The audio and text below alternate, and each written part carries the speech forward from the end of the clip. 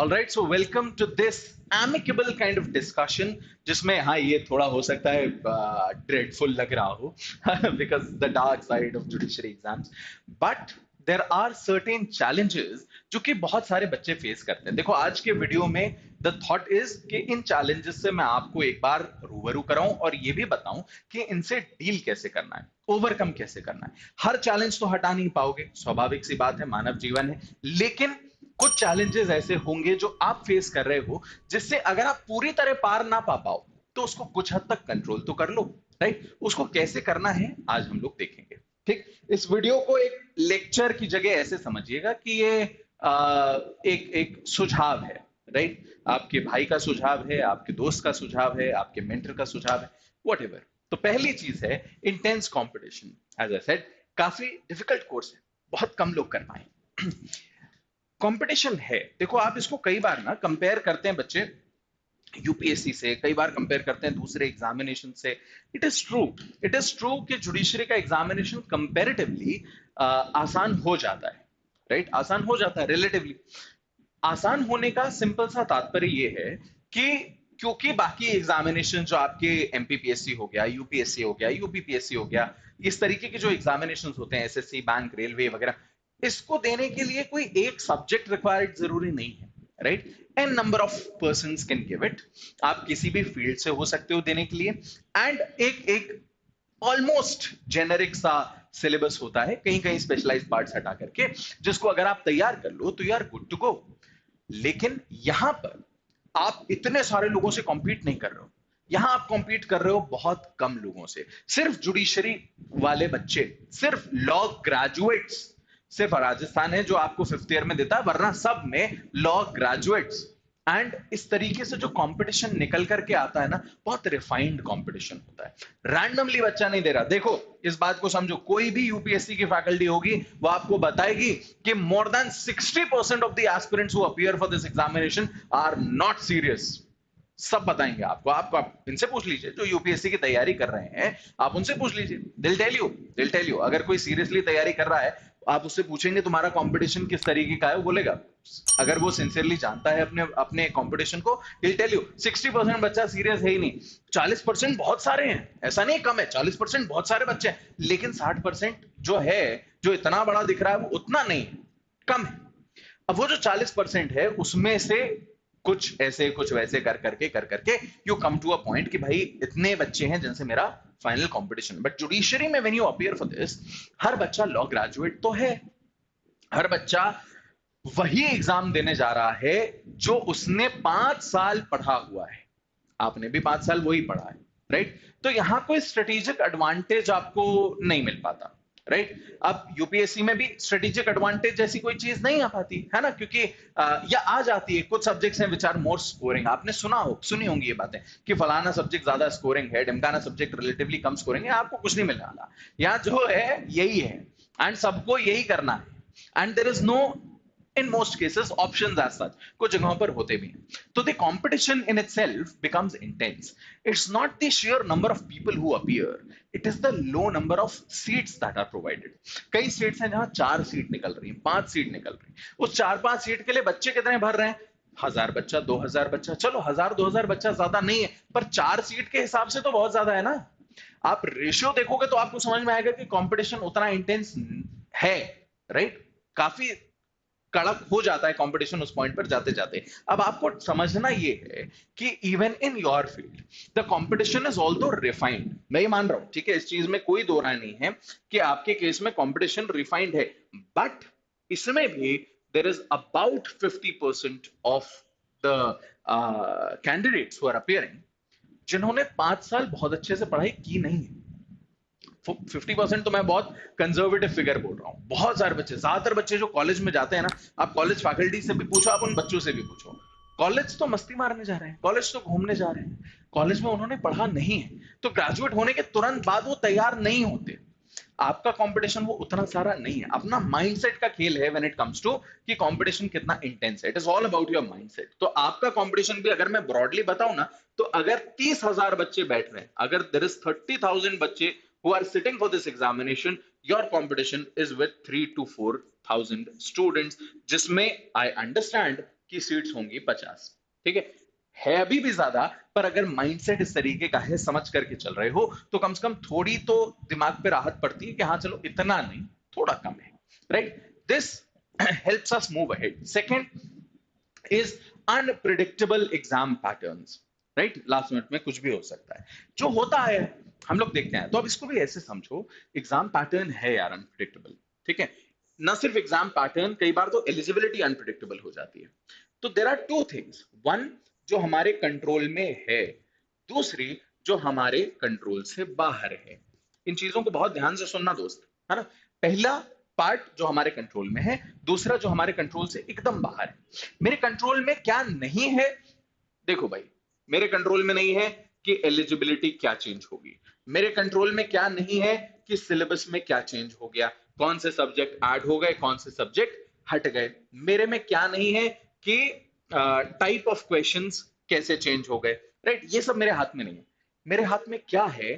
सिर्फ एक चीज, दैट इज मेरी प्रिपरेशन. अपनी जब भी प्रिपरेशन करो ना, देखो मेरा मेरा एक एक सलाह ये मान लो दोस्त के नाते या जिस भी तरीके से, कि कभी भी ना आज की तारीख में स्टेट स्पेसिफिक तैयारियों में मत कूदो. सिर्फ अगर आप ये सोच के करोगे ना मैं यूपी की तैयारी करूंगा, very hasty decision I would say. आप अब जो तैयारी करोगे ना वो जुडिशरी की तैयारी करो. यू नेवर नो कब एआईजेएस आ जाए, यू नेवर नो कि कब एआईजेएस लोअर जुडिशरी पर भी एप्लीकेबल हो जाए, यू नेवर नो कि कब आपके स्टेट का पैटर्न बदल जाए, यू डोंट नो उसमें कौन से सब्जेक्ट्स ऐड हो जाएं. जब नहीं पता है सब, तो ऐसे की तैयारी करो ना जो ऑल इनकम्पासिंग हो. क्या होगा? 2 महीने ज्यादा लगेंगे, 2 महीने ज्यादा लगेंगे ना, और तो एक्स्ट्रा कोई ऐसा एफर्ट तो आपको डालना नहीं पड़ रहा. अंतर क्या आता है मैं बताता हूं. स्टेट वाइज प्रिपरेशन में ना आदमी एक मानसिकता में ढल जाता है. आप ये सोचते हो एमपी में तो इस टाइप के क्वेश्चंस आते हैं, इस टाइप के तो आते ही नहीं है. ये आपकी सबसे बड़ी गलती है. आपने जहां सोच लिया इस टाइप का तो कुछ नहीं आता, इसको मैं छोड़ देता हूं, वहीं नैया आपकी हिल गई पानी में, right? And this is where you need to be very cautious. Preparation जब करो ना, तो प्रिपरेशन स्टेट की नहीं, प्रिपरेशन होनी चाहिए जुडिशियल सर्विसेज एग्जामिनेशन, ठीक है? आपके एग्जाम की तैयारी होनी चाहिए, और उस एग्जाम की तैयारी इस तरीके से करो कि हाँ 2 से 3 स्टेट्स टारगेट. ऐसा नहीं कि मैं 10 स्टेट टारगेट कर ली कि मैं जाकर के अब ये 10 स्टेट के पेपर दे के आऊंगा ना, ये नहीं करना. What you need to do is तैयारी उस हिसाब से करनी है कि इन 10 स्टेट्स के लेवल की हो जाए. देना 2 या 3 ही है, उससे ज्यादा नहीं. हमें खुद को कंफ्यूज नहीं करना है, हमें खुद को एम्पावर करना है, तैयार करना है, क्योंकि छोटा मोटा एग्जाम नहीं है, मजाक नहीं है जो आप देने जा रहे हो, जिसके लिए आप साल 1.5 साल लगा रहे हो ना. ये ऐसा नहीं है एग्जाम दिया, हुआ हुआ, नहीं हुआ नहीं हुआ, देखेंगे. A lot depends on it. You have given in a lot of efforts. It's time in your age that you understand कि ROI क्या निकल के आ रहा है. Return on investment. You are investing your time, you are investing your efforts, your money, your knowledge, everything. क्या return आ रहा है? तो अंधी में आप खेल नहीं सकते दोस्त. सोच समझ के ही आगे बढ़ना जरूरी है. Coming to the third point, long preparation time. अब देखो इसमें 2 तरीके के बच्चे होते हैं, मैं यहां कुछ लिख नहीं रहा. लॉन्ग प्रिपरेशन टाइम इज कई बार ये इंस्टीट्यूट्स पर भी डिपेंड करता है, बच्चों पे भी डिपेंड करता है. बच्चे कई ऐसे होते हैं कि भाई मैं तो 3 महीने में पूरा सिलेबस खत्म कर सकता हूँ. Good for you. कई बच्चे मैंने ऐसे देखे हैं, मैंने बताया भी है, 6 से 8 महीने की तैयारी में लोगों ने निकाले भी हैं एग्जामिनेशंस. और कई बार ऐसा भी हुआ है कि 1.5 साल, 2 साल, 3 साल, 4 साल निकल गए, उसके बाद आप एग्जामिनेशन क्लियर कर पा रहे हो. एक मैंने बहुत डेडिकेटेड एक पॉडकास्ट किया था, मैंने और शिवानी मैम ने, अगर मौका पड़े तो देखिएगा.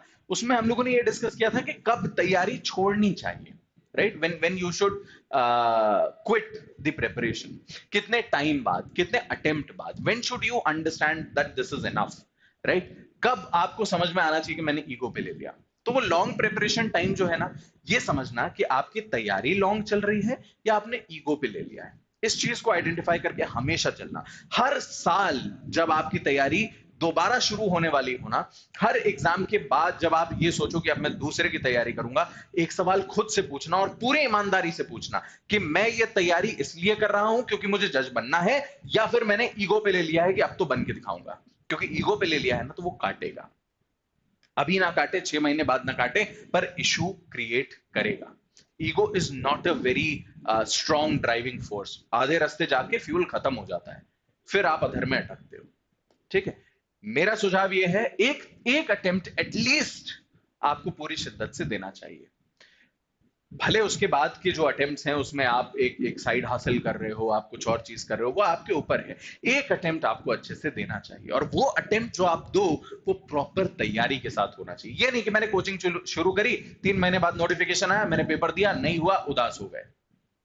बी रियलिस्टिक ना, be a little bit more realistic. भाई 3 महीने की तैयारी में नहीं होता, एटलीस्ट मैं 8 से 10 महीने तैयारी कर लूं, 8 महीने तैयारी कर लूं, that is a very very good enough time. पता है, अगर आप इन एग्जाम्स की तैयारी कर रहे हो, 8 to 10 months is a good enough time.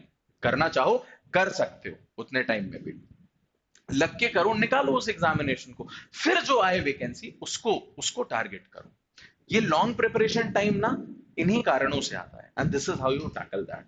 Moving on to the third one, next one is high failure rate. Failure के ऊपर यार मैं बहुत बार वीडियोस बनाता हूं। मुझे I celebrate all those kids जिनका सिलेक्शन होता है। और ये अभी मैं, मेरे बोलने पे मत जाओ, जुडिशरी गोल्ड का यूट्यूब चैनल खोलो, उठा के देख लो पिछले 3 साल का, पिछले 3 साल का एग्जामिनेशन के पहले और एग्जामिनेशन के बाद। एग्जामिनेशन के पहले आपके मोटिवेशन के लिए, एग्जामिनेशन के बाद जिनका हो गया उनकी बधाई के लिए, जिनका नहीं हुआ उनसे अलग डिस्कशन करने के लिए सब वीडियोस बनाए हैं। और सिर्फ वीडियोस नहीं, सेपरेटली भी कई बच्चों से मिला हूं। कई बार ऐसा हुआ है, एंड हो सकता है कोई बच्चा अगर ऐसा ही वीडियो देखे तो कमेंट्स में बताए भी, और अगर नहीं कोई ऐसा बच्चा देख रहा है तो ऐसा कई दफे हुआ है कि कुछ बच्चे जो बहुत परेशान हो गए उनको फिर अपने एंड पर मैं लेकर के गया हूं यहीं पर, कि भाई चलो तुम्हें आज today is not a good day, have this ice cream, have this pastry, have this coffee, have a little bit time for yourself, right? Extra मत सोच, खा पी ऐश कर, राइट? वो जो फेलियर रेट है ना, वो मैं समझता हूं हाई फेलियर रेट है। अभी हमने देखा कि 300 बच्चे भी, अगर 3000 बच्चे भी मेरा कंपटीशन में 50 सीट्स है, फेलियर रेट तो बहुत हो गई ना। प्री निकालेंगे बहुत सारे, मेंस निकालेंगे बहुत सारे, इंटरव्यू नहीं निकाल पाएंगे। उससे बाउंस बैक करना जरूरी है।